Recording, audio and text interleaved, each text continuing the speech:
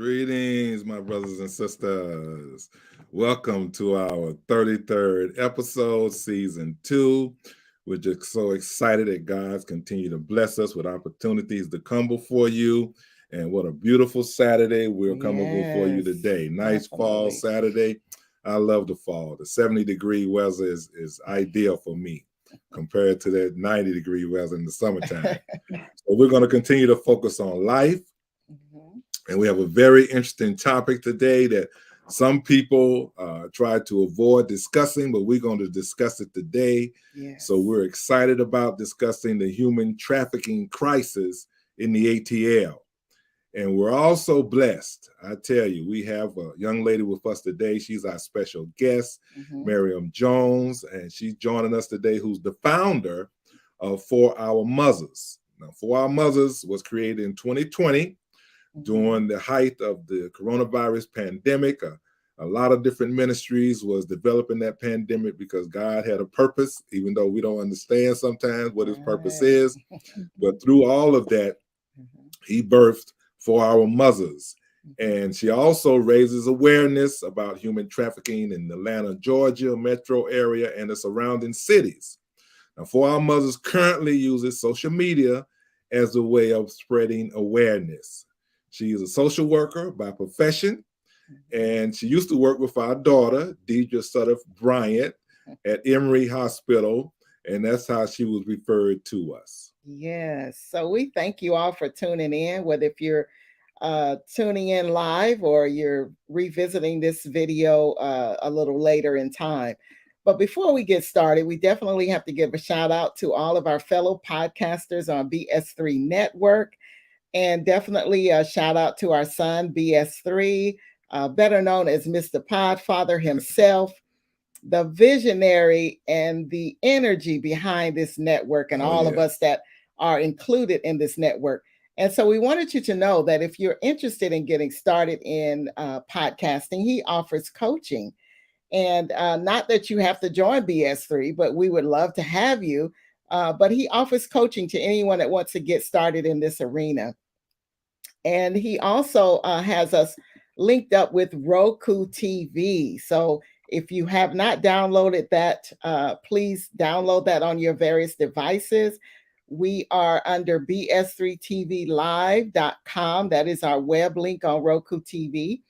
And there is a lot of content there from over 35 different podcasters. So we invite you to check us out. And last but not least, if you'd like to reach out to us at the Sudds-R-Us podcast, our email is listed on the screen.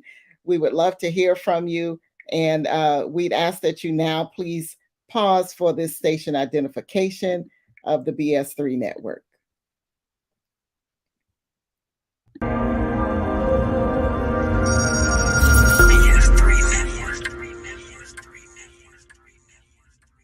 BS3 Network, changing the way you watch TV.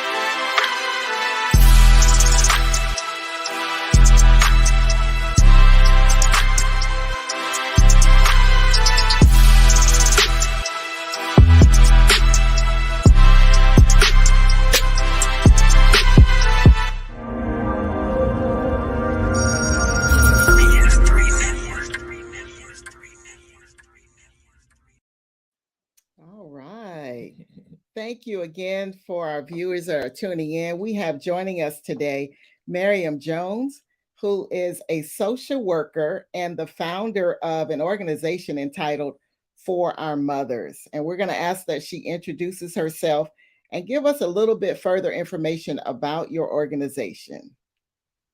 Hi, everyone. Like Mr. Ben and Miss Irene stated, my name is Miriam Jones, and I am the founder of For Our Mothers.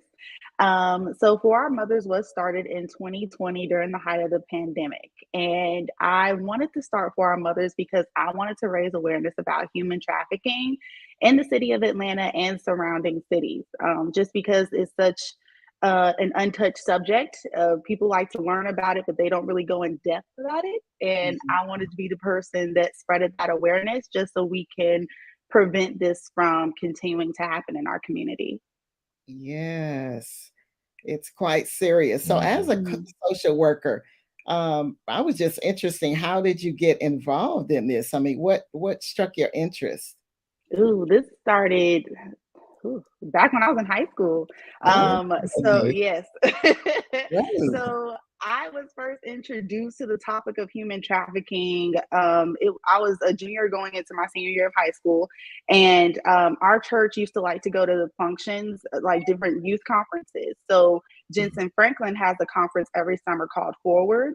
And so our church attended that, and that was back in the summer of 2010. Okay. And so I attended that conference, and the founder of the A21 campaign, Christine Kane, was actually preaching at that conference. And so she preached and she talked about human trafficking. And me being a teenager at that time, I was just thinking, oh, I know it happens in other countries, but that couldn't happen in the United States. That couldn't happen in Georgia. And as she started breaking things down, I was like, oh, this is happening in our country. This is happening in Georgia. This is happening in Atlanta. And so the more that she spoke and she prayed and she just talked, I just really felt like God tugged in my heart and was like, this is what you're going to do. This is what you're meant for. This is why I called you to this earth. So it started back then, and at the time I was 17 years old, and now I just turned 30 last month, and I've been throughout the years, this has just been a journey. So after that, like my senior project that I worked on in school, it dealt with human trafficking and just preventative measures, raising awareness. Also, whenever I went to college, a lot of my studies were pertaining, like a lot of research projects that I worked on all pertained human trafficking awareness and just learning the laws and regulations as to what actually helps victims and survivors, what actually helps them out. So yeah, it's been a journey. It's been some time since I've been working on this.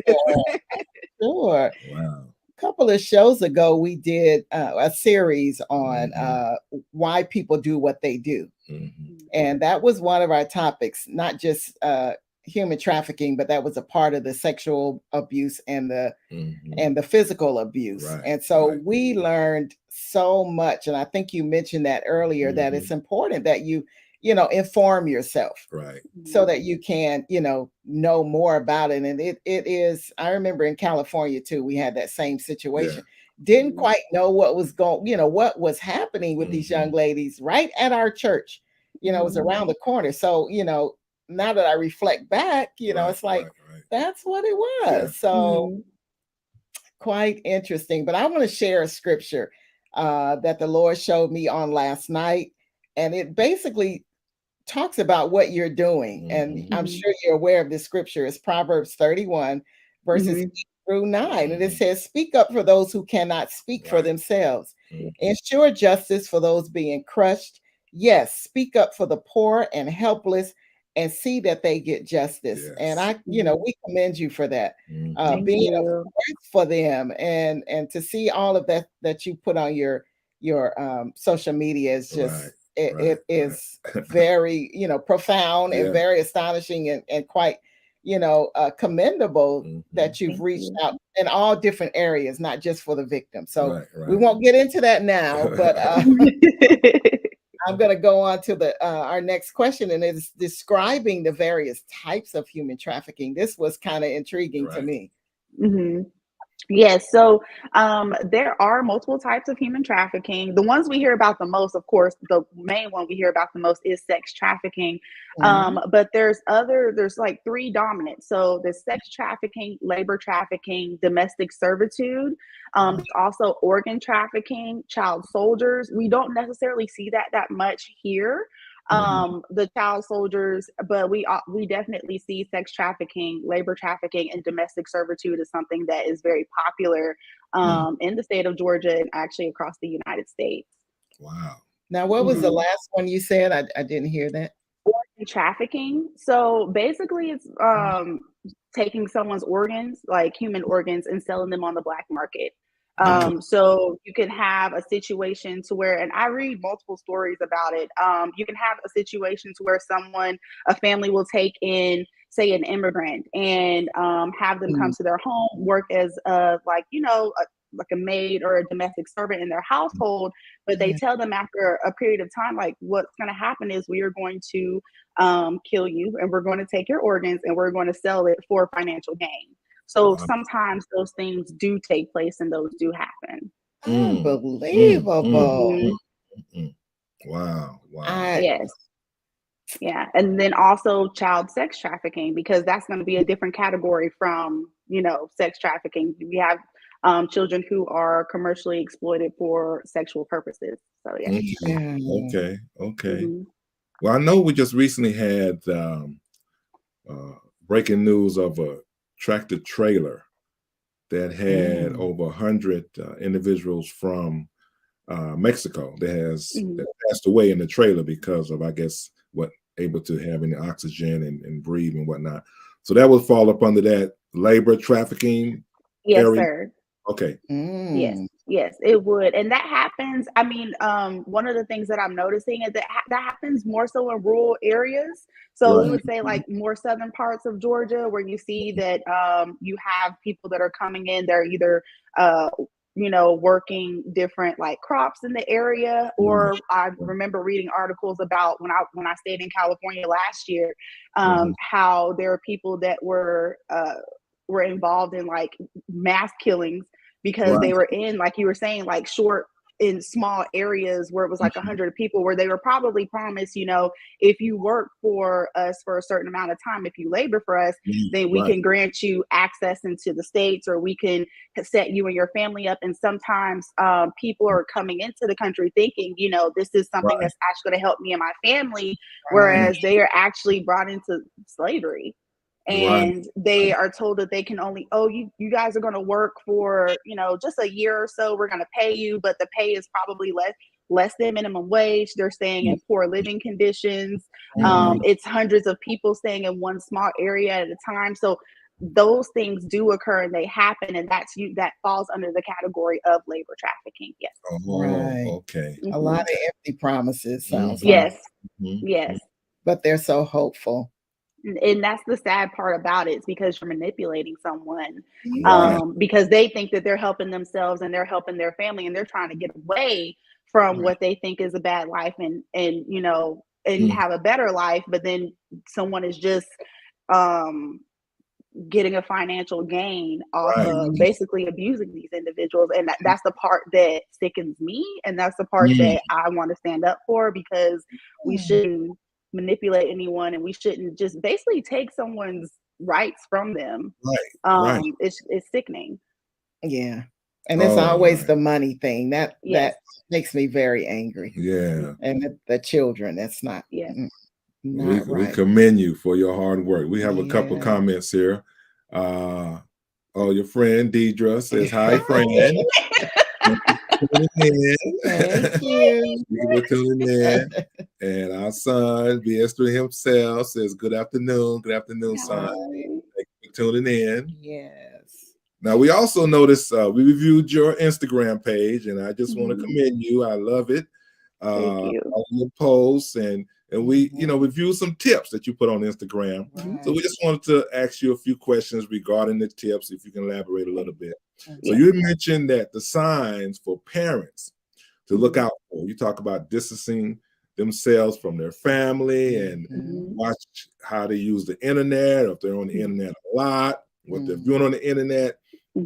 The other interesting thing is that you said was the agitated. They get agitated when you ask certain questions. You know, so could you expound or elaborate a little bit on the importance of noticing those areas?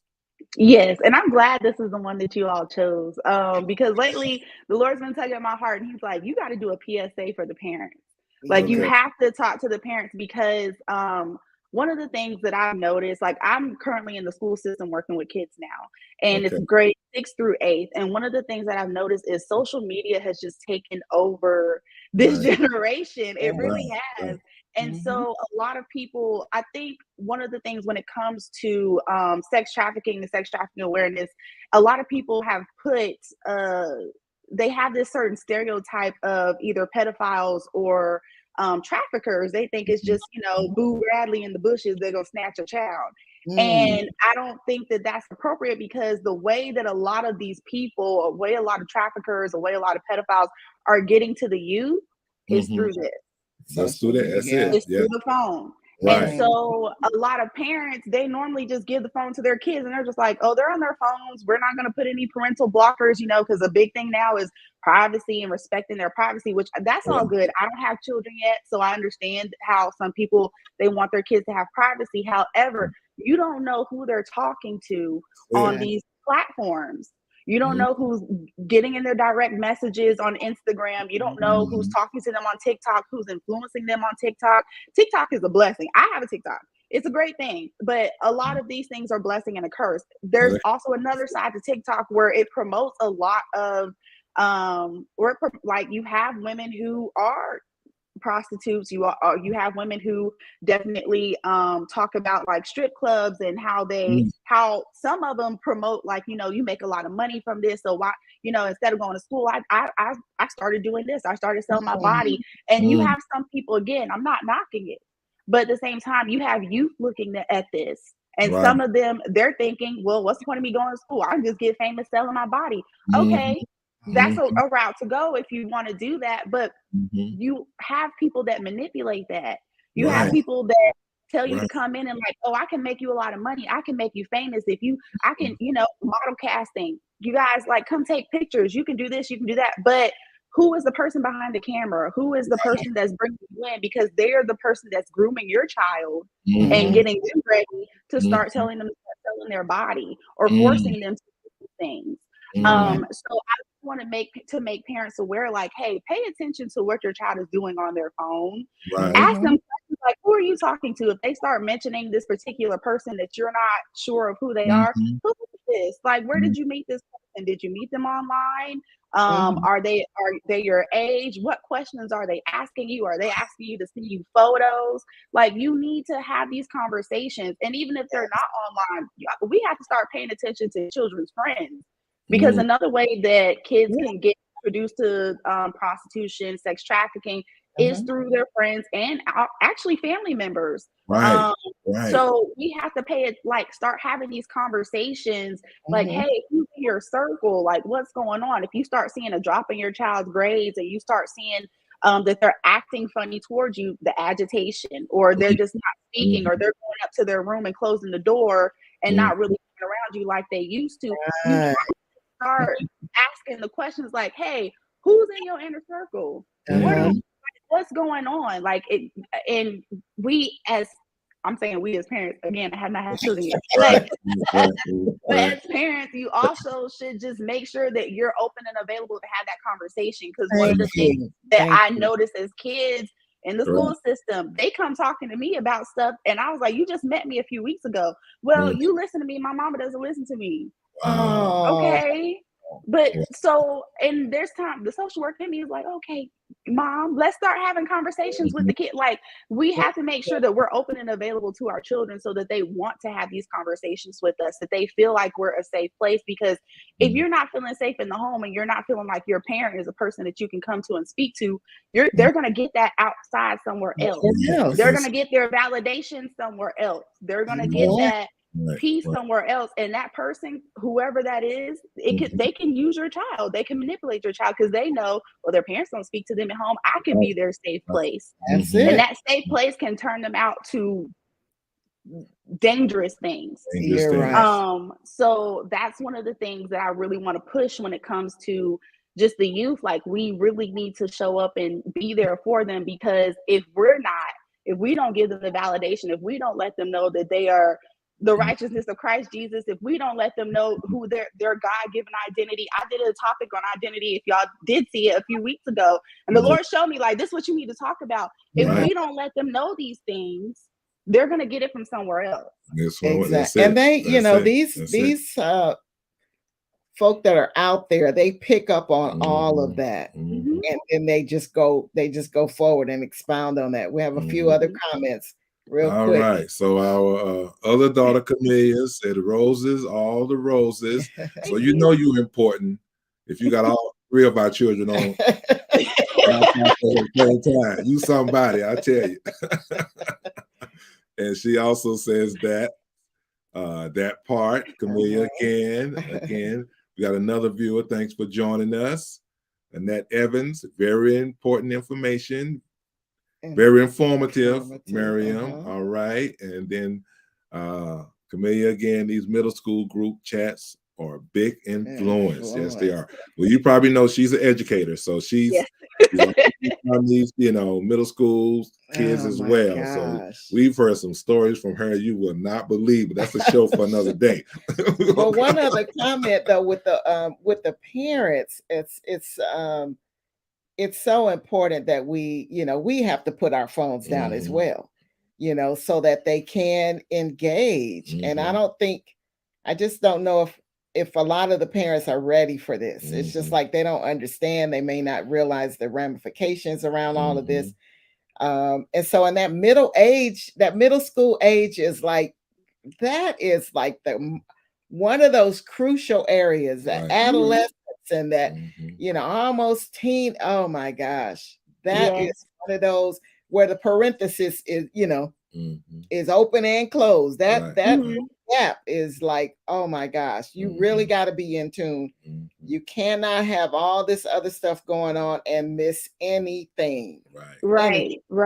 And that's one of the things, I just actually started working with youth again. It just made me start thinking about I have my bachelor's and master's in social work. So it made me start thinking about like the groundwork of whenever we first got into the social work program, and we had to study all these like theories. And there was one person this one guy, his name is Eric Erickson, and he came up with the 8 developmental theories that everybody goes through in life. And one of them in particular was called identity versus role of confusion. And that's usually between the ages of 12 to 18. Well, if you didn't know, the average age for a child to get into sex trafficking or someone introduced it to them is the age of 12. That's a very young age. So while you're going through this stage, like 12 to 18, there's so many things you're learning about yourself. You're really learning through your identity. You're really learning about your likes and dislikes, just what you like to do. So to take on something that big at the age of 12, that can as a possibility to wreck you. But we know that God is good and he can turn it around. But so it can wreck you. But the thing is, it's just like we have to, before other people get to it, we have to make sure that we are really investing in these kids at this age, because it's just so important, because we're building that foundation for them between that time frame. Because at 18, what are you normally doing? You live in the house, you're going to school, you're going to the military, you're doing something. So we have to make sure that we're instilling these values prior to the age of 18, so that kids are getting to know who they are, who their identity, their God-given identity, their self-identity. They have to know these things about themselves. That's right. So yeah, that's another thing that I'm just like, that's very important. We need to instill these things in our youth. So early. All right. So Annette Evans says, yes, we have to lead by example. Yes, we do. And we have one of our faithful viewers, Brian Williams. Good evening, everyone. Good evening, Brian.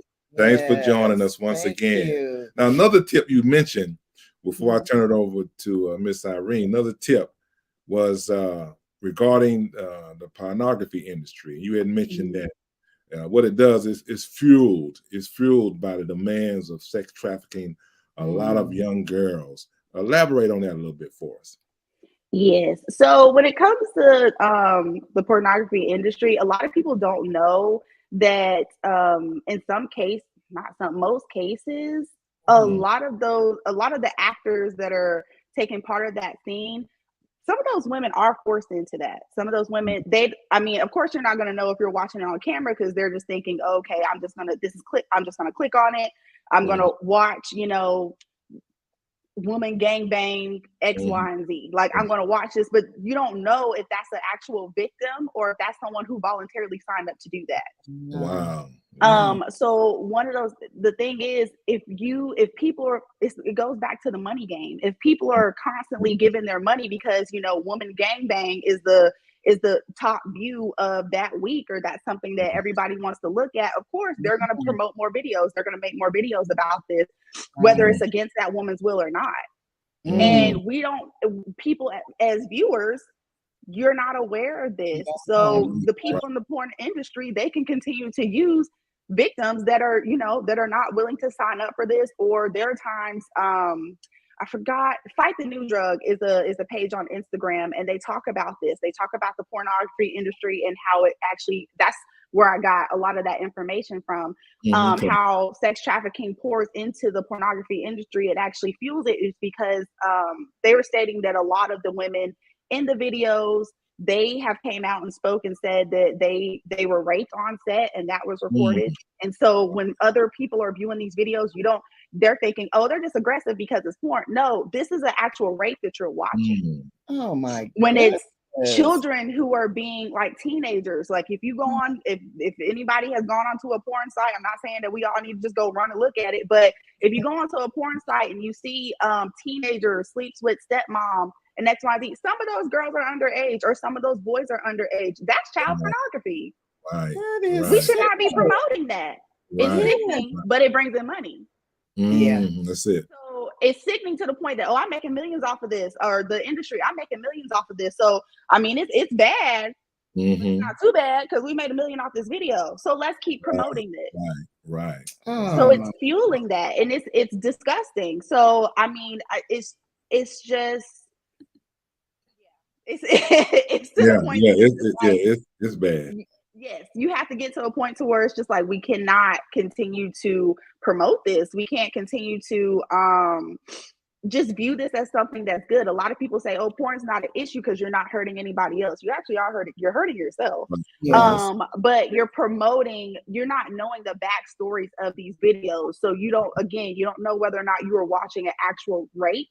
You don't know if this actress has consented to having sex with all these individuals. You don't know if she said, hey, I can't take this anymore, we need to stop. Because some of the actresses have said, like, it's stuff that you can go watch on YouTube, like an actress, ex pornography or ex adult entertainer. They tell their stories and they say, I didn't consent to sleeping with 18 men on this set. I was told it was only going to be 2 people, but when I turned up, it was this many people. Oh my goodness. So when you're looking at that as a viewer, you think that it doesn't hurt you, but in a sense, it's hurting other individuals, and it's promoting this. You're putting money into this because some of those videos you do have to pay for. So in a sense, you are promoting the sex industry, and you are promoting sex trafficking in a way. Wow. Well, I had some statistics that you had on your Instagram chat, but you wanted to respond to one of the tips. Go ahead, and we can make that the last statement. Okay. So yeah, I'll just read them off right quick. I really thank you for sharing this. You said Georgia ranked number 5 out of the 10 of the highest ranking states for human trafficking. Wow. Yeah. Number 5. That's and I'm not sure if it's because of the geographics or what the case with Georgia, but that was interesting that you mentioned that. You also said that approximately 7,200 men purchase sex from a minor every month, accounting for 8,700 sex acts. Yes. Wow. You said over 100 juvenile girls are exploited each night in Atlanta. And then more than 50% are recruited, and you had mentioned this earlier, from friends and family members. And 1 out of 8 runaways end up being victims of human trafficking. And then you said, I mean, it's big business because selling people generates approximately $150 billion per year. Oh. Wow. So, I mean, that's when you talk about the big side of earning money, that's why you mentioned, about the money side of it. So how does one, you mentioned before, you wanted to go get in now? Well, yeah, I was just let's see who, somebody probably commented while he was reading those. Oh yeah, Annette Evans, thank you. Wow, exactly. That was my reaction too. Like it hurts my heart to hear. And so I went the other route because I told my husband, these statistics are just blowing my mind. Not that they aren't real, but I wanted to go on the opposite side of the one that you talked about, the best defense against human trafficking. Do you want to go into that, expound upon the best defense? Yes, we can. Yeah. So I would say the best defense, knowledge is the top key. So having information about it, I think is one of the top defenses, because you can make yourself aware of the signs, the red flags of someone potentially grooming a loved one of yours, or if someone's trying to groom yourself. And when I say grooming, I mean someone who's trying to prep you to go into that that arena. So the best defense is educating ourselves. And if you are, I have a nephew, he's young. Of course, at this time, I might not speak to him about that. Why? Because he wouldn't understand. He's 4 years old. But we can teach our kids, who are younger, good touch and bad touch. That's a starter. Like, if someone's coming around you and they're touching you, you can say, put up boundaries. Excuse me, I don't want to be touched. And as an adult, we need to learn how to respect that. And so and when I say that, I mean, because as mentioned earlier, sometimes family members can, they can bring someone into trafficking, and or they can, introduce someone into either sexual assault or just sexual perversion, and just in a sense. And so when I say as adults, we need to respect it. If you have family members, and some people might get upset with this, if you have family members and their young children do not want to hug you, please respect that. Right. And I say respect that because it's a boundary for the child. But also, we don't know what that child is feeling. Just like adults have feelings, children can have that too. Yeah. So let's respect that. Like, let's, see, like, okay, so why didn't you want Uncle so-and-so? Later you talk, why didn't you want Uncle so-and-so to give you a hug? Let's talk about that, because that creates a dialogue with you and your child. Again, bringing it into, okay, my mom is a safe space, or my dad is a safe space. We can talk about that. Okay. If your youth is a little bit older, then I would sit them down and start having the conversations like, hey, if someone, starts talking to you, or they're sending you a DM about your picture that you posted on Instagram, because again, social media, it's just in our world. So if someone starts talking to you on Instagram about, your body looks nice, or I bet if you wore little shorts, this, that, and the third, what do you say to them? Like, start making sure that we have those conversations to look out for that, because again, most of the time is people that are looking for validation. It's kids that are looking for that validation. It's adults, because again, adults can get caught up in sex trafficking and labor trafficking. So just teaching them the signs to look out for, the red flags, being just self-aware. When we go somewhere, make sure that we know, one, look at all the exits.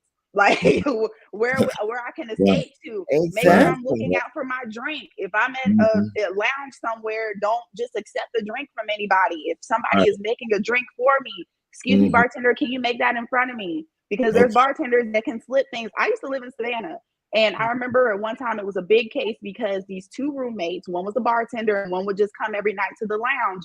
And the bartender would turn his back, make a drink for a girl that they spotted out. He would slip something in her drink. The friend would take her out on the dance floor. Once she was woozy enough, they would take her, whoever the victim was, home and rape her. So now I know, because our teacher told us this. She said, it's a law now that whoever's making a drink for you needs to make that in front of you so you can watch them. So knowing that, like, just having, I would say, just having what my grandma said, common sense. Have common sense. Like, just start looking out for those red flags. And that's one of the ways that we can prevent just things happening. We can prevent other youth from getting involved in this, just talking to kids. Like, I just think that a lot of us need to start having open dialogue about just being safe and not being so trusting of other individuals. Now, we don't have to walk around in a bubble, but at the same time, it's just like, make sure that I'm aware, make sure that if I'm talking to someone, if I'm dating, I'm single, I date. So I'm going to make sure I put up appropriate boundaries. If that person wants to take you out on a date, you're not coming to my house. We can both meet. So we can meet at the restaurant, you know, just making sure that we're aware of these things, because we don't know who we're coming across. I'm going to put you right there. A lot of times, you know, it's like, you know, when they buy, of course, they, you know, so it's like, you have money. You don't need him to buy you something to eat, because then there's got to be something that he gets, you know, as a result. So, you know, I always tell the young ladies, you work, you make your money, and you don't always have to be treated. Well, that's the best part about it, Miss Irene. You know what? Okay, you'll catch that on the way home. But a couple of things that you said I want to bring out, and one is that parents should be their safe place, regardless. There should never be a topic that a parent and a child cannot discuss. And I think that during these times, we're kind of getting away from that, because the parent like, go over there and sit down, child, especially, you know, during the pandemic, when you got to work and your kids that, you know, was schooling at home, it just was no connection. I know all of that was new, but parenting is no joke. And the other part of that, you mentioned, you know, someone DMs you, do you really have to respond is my question. Can you ignore? It's just like, I like your shorts. Okay, block. You know, that to me should be that. Don't be like, don't talk to me no more, and I don't want to, you know. No, we don't have a conversation. Like that person, I know that you know, the slicksters re-identify themselves as somebody else, befriends you, and it could continue to go on. So it's just going to be a bunch of blocking, in my opinion. But I just wanted to add. You can block. Block and block again. Like, we don't have time. That's the mindset that we got to give these children, though, because they're pervert. I mean, they're out there, and they pose themselves any kind of way. And the ones that are kind of convincing these kids will meet me here. And then they get missing. It's like, no, you don't know this person. So, you know, you have to, families have to come together. That support, that nurturing, but that safe place is so crucial, because if they can't talk, you're right, they're going to go somewhere else. That's true. Camellia says, great point. All right. Sure, yes, it is. All the points are great. This is good stuff. Good stuff. Block, block, baby. I like that's it. I like that. Do a PSA on that. Block, blockity, block. Okay, that's a good one. That's a good one. So how does, you know, one get out of it? We talked about how they get in. So how does one get out? How does one get to that safe place? You know, do you ever come across someone who's reluctant to get out? And they're scared to get out, they feel intimidated, or they're afraid. So how do you deal with that particular situation? So there's multiple answers to that. So let's just, because I can speak to something that I dealt with at Emory. When I did work there, I feel like the last few months I was there, I did have a woman that came, and I was contacted by one of the human trafficking organizations in the Atlanta area. Because they specifically knew her. They had been working with her for years. And so they knew that she was in prostitution. She had a pimp, but they took this as, the process is basically kind of the same way you would do whenever it comes to someone who is an addict. For her particular situation. So they were stating that she had to be willing to come. She had to be willing to go into their safe house, because they had it all set up. So they had a team that can come and pick her up. They could take her to the safe house. She could stay there as long as she followed the rules and regulations. They would work with her. It was something that was kind of like temporary housing, just to help her get back on her feet. And then she would be able to, you know, they would help her set up to go somewhere for long-term housing. She can have a job, she can work. But with her particular situation, she had to be willing to go. And this woman was 45 years old. So she had been doing this since she was, I think, 25. Ooh. My goodness. Yes. And so I spoke to her, and she was just stating, well, I'm not going to leave. She said it was her boyfriend. So I had to take it as that, this your boyfriend. So she was like, I'm not going to leave him. He looks out for me. Yeah, sometimes we get into it, but what couples don't get into it, this, that, and the third. And you're going to come across that. If you ever volunteer, and start working with women or youth that have been in that situation, they trust this person. They trust their abuser more than they're going to trust you. Right. So they're going to say these things like, they look out for me. Yes. I get slapped upside my head, but it's only because I was disrespectul. It's never the other person's fault. It's never seen as, they're the abuser. So with her case in particular, the organization I'm talking about is Out of Darkness. They're the one that helped her, and Out of Darkness is an amazing organization in Atlanta. And so eventually she decided to leave with them, but it took some time. Because like I said, the organization had been familiar with her for years. Even the GBI team, Atlanta has a GBI team that works specifically for human trafficking. They were aware of who she was. And so she was actually somebody that they had been working with for a long time. So I know when she discharged from the hospital, she left with the team, the rescue team. But for her situation, I think it was great because she had a team that had been following her for a while. I don't know her story as to whether she reached out to them or they just reached out to her. Because some of these organizations, they actually have what's called like a princess night. So they go out and talk to women who are in well-known areas of prostitution in Atlanta. So they are familiar with them. But if you are ever put in that situation, say it's like a youth that that is being trafficked, one of the main things that I know that I've used before is the National Human Trafficking Hotline. It's not just a number that you call. You actually speak to a representative, and the representative will ask you, like, what city are you in? How did this come about? What's happening? Are they transporting you via car? Did you have to take a flight in order to get to where you need to go? So they're very helpful because they tell you like next steps.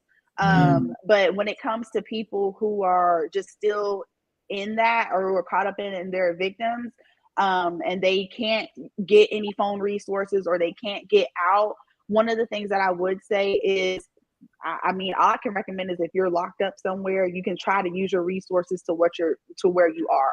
There's a story that I read about a girl that was in Sandy Springs. She lived in North Carolina. She spoke to this man. He said that he could make her famous at Magic City.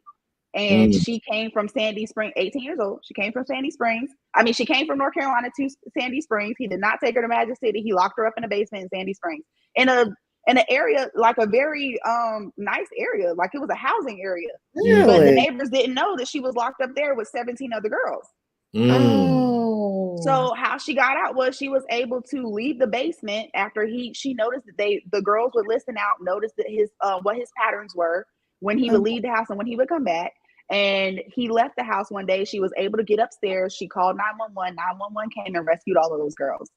Wow. I love it. There's always somebody that can look and the pattern. I love it. I love it when there's someone that don't take but one. That's it. Yeah. Oh, bless her heart. Wow. Yeah. Before I turn it over again, I'm gonna look at this comment. We have another comment. Let's see. It's Cam again. She says, what are the well-known areas? Okay, what are the well-known? That's a question. In Atlanta. Yeah. So off the top of my head, I know Fulton Industrial is one that they speak about a lot. And honestly, whenever I was doing a lot of my research when I did the statistics, Hartsfield International Airport. Actually, yes, and that's another reason. That's another thing why I put out the video. If anybody follows my page, if you want, you can. But I put out the video about if you're traveling and you're at the airport and you notice them, because it's an international airport, that's normally some things that happen. If we just open our eyes and pay attention, we could pick up on different conversations and see what's going on. Also, residential areas. A lot of people don't think that, like the one I just mentioned about the young girl coming to Sandy Springs, because you're just in a regular neighborhood, you know, a nice little neighborhood. People think, oh, nothing bad happens here. You really don't know what's going on in somebody's basement. Right. So because it's a good mask, people bring individuals there and they don't know that these things are going on. Let's talk about R. Kelly, for instance. A lot of the stuff that he had going on in trafficking, he lived in Johns Creek. You don't think that would happen in Johns Creek? Right. And they probably don't bring people, these girls, in at broad daylight. So you probably sleep once they roll up and with these girls, especially the man in the basement. I mean, right. Well, I'm gonna give this scripture because I believe that God is able. We just believe and trust in Him. And that's Psalms 27:1-2. It said, "The Lord is my light and my salvation. Whom shall I fear? The Lord is the strength of my life. Of whom shall I? When the wicked, even my enemies and my foes, came to eat up my flesh, they stumble and fail." If you just trust God and worship Him and serve Him, He will definitely give you a path of freedom. Yeah. So one last comment here. There's Michael Jones. That's my brother. Yes, it is. That's it. World, but we are the lights. That's right. And we're gonna keep shining and making the difference. So again, we commend you, Miriam, because thank you. Our eyes have been opened, and now we're just being even more. Thank you. She says, "Amen." It is so. Yes, ma'am.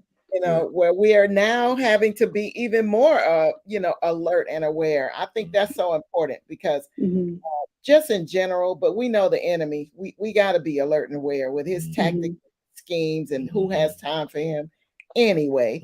But all the more so, we have to be aware and alert of our surroundings and the young people that are in our care, our influence, within our reach, and even those that aren't, like you said.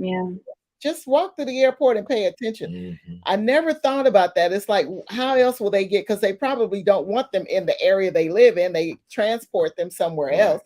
So what other way would they do that? To the airport. I never thought about it until I saw your page. So keep doing what you're doing. Keep doing what you're doing. But we wanted to ask you, so what's next for your organization For Our Mothers? If you can disclose. Sometimes you can't share everything now. Right. That's very true. That's very true. Yes. You decide. But I, wanted to put that out there. So what's next is there's been a lot of changes going throughout the year. So we originally applied for a 501c3 status, but I'm changing that. So we're going to apply for a 508c1a, which is what faith-based organizations need to sign up for. That's just a shout out if anybody is trying to do that. If your organization is a faith-based organization, I would recommend signing up for a 508c1a. So we're in the process of doing that. Also, just for next year, I do want to have like a line to put out, like a product line, whether it's like just different type of merchandise just to bring in revenue for the organization. So at any time, if somebody wants to donate for that, that's what your donations are going to help us out. So and then just to and then just continue to raise awareness. And also in the future, I would like to definitely collaborate with other organizations just to see, what we can shake up in Atlanta. One of the things that God told me is basically we're taking over territory. So that's what we're going to do because we need to rescue our youth. We need to make sure our youth, it's not just about like, okay, about human trafficking, boom, we're done. It's so layered. Self-identity is so important. You're knowing your purpose in life is so important. There's people that are my age that still don't know what they want to do with themselves. And so it's just like, For Our Mothers is not just representing human trafficking awareness. We also want to get at the meat of things. We want to just let youth know, like, this is who you are. This is what God created you to do. We're going to help you find that out. We're going to help you get a good, just a good foot in this earth. One of the things I always remember is I used to watch A Different World a lot. And I remember there was an episode where Whoopi Goldberg played a professor, and I remember she told them, she was like, you are a voice in this world and you deserve to be heard. And from watching that when I was younger, I say that now, and it used to be on the page, and I was just like, we are a voice in this world, we deserve to be heard, and I want to make sure that everybody is able to use their voice. And I do believe that human trafficking tries to snatch that out of people. Wow. But again, like I said before, God is good and he's a redeemer. And so I want for our mothers to be a platform to where people can get their voice back. And so that's something that's very near and dear to my heart. And yeah, we're going to do that. So. I see and feel your passion. I can tell. That's it, your passion. That's the main thing, that these children can be helped and saved and put back on the right path. So we wanted to just let our viewers know how they can reach you. And thank you for sharing all of this information. This is Miriam's email, for our mothers 2020 @gmail.com. I like the way you memorialize that. And like, when did I start this? Not a question. So that's her email. And then her social media page is @forourmothers.org. Wonderful content. Definitely did follow you. So we'll be definitely checking in. And again, if you would like to donate, I'm sure she would welcome that. And that is via PayPal @forourmothers as well. So I just, can't thank you enough. We can't thank you enough for joining us on today. And I just wanted to bring up one last thing that I noticed. And I don't know if this is something that you've ever heard of. And I saw these sometimes, like I say, social media, like you said, too, could be a curse or a blessing. But I saw a young lady with a note in her hand. There was a reel. And somebody passed her. She purposely bumped into them and handed them the note. And that person saved her. I'm like, see, I tell you, there's some that are really like, okay, I know this is going to happen today. She had to think that thing through. Right. Already prepared. There's always somebody that's going to figure it out and get out of that situation. So I thought that was wonderful. How she did that. And that person that was a part of the video. And again, I don't know. You never know if some of these videos are like, pre-planned and they just work through it. That's fine. That was a good one. I believe it though. Yeah. I definitely believe it. There's a flight attendant. She actually noticed that there was a girl that she felt like was being trafficked. And the little girl went to the restroom and wrote down, my name is so-and-so, help me. And the flight attendant was able to notify the pilot. And whenever they got, to their destination, airport security was waiting for that man that took that little girl. Yes. And she told us, she was like, he has been prostituting me for months. So we have to be aware. So, I mean, and I'm guilty of it too. When I go to the airport, I'm on my phone. I have my headphones in. I'm not looking at anybody. But the thing is, we have to be aware of our surroundings, not just for ourselves, but who can we help? Like every day I'm like, God, use me as your vessel in any way. And so that day you could be used as his vessel to save somebody. So we have to be attentive to what is going on around us. And that's why you're planted at that school. Those children that have come to you already, they feel that presence of the Lord, and they also are comfortable. That's a blessing. Yeah, that's a blessing, because kids can't trust everybody, but there's obviously that connection and that Holy Spirit that led that child to to you. So I'm so happy to hear that you're there. I understand you're actually trying to be there permanently and in a different role. So whatever the case may be, those children are going to get accustomed to you, and they're going to always be there, like Miss Jones or whatever they, I think that's they call her Miss Jones. And then of course you have that connection with the parents. Be praying for you, because these parents are like no joke. They're different. I'll say that. It's interesting. I'll say that. I would love to go into that in the confines of a school, but I'm afraid I might end up. I'm old school. Miss Irene. You can no longer come in. Look, come and get this child. Come and get this parent. That's what the parents are going off, and it's just like, okay, but let's sit down and like you say, have dialogue. Mhm. That's the main thing. Mhm. So we're constantly in prayer for so many things. And those that are viewing, please include that on your prayer list. The children that are subjected to this or that are trying to get pulled into this. And the parents, that they are aware of their children and what's really going on with them in all aspects, not just this, but all aspects. And so again, we thank you all for viewing. We're going to conclude as always with our scripture, which comes from Psalms 82, verse number 4. And I'm going to read this from the Amplified Bible. And it reads, rescue the weak and needy. Rescue them from the hand of the wicked. We thank God for his word. It's applicable in every situation, in every area of our lives. And so, again, we thank you for tuning in. That concludes our show for today. And we ask that you please share this with others that may have family members or loved ones or anyone that they're concerned about that needs to hear this information. And thank you again. Enjoy the rest of your weekend. And God bless you. Any final remarks? Or you're good? I just want to say thank you to y'all. Like, thanks for having me come on. Yeah, because this is information that needs to be shared. So thank y'all for giving me this opportunity. Oh, you're welcome. Thank you. Shining that light. We're just helping you. We're just helping you. So thank you. Thank you so much. Thank you. All right. Everybody have a good Saturday. Bye-bye. You too. Bye. Bye-bye.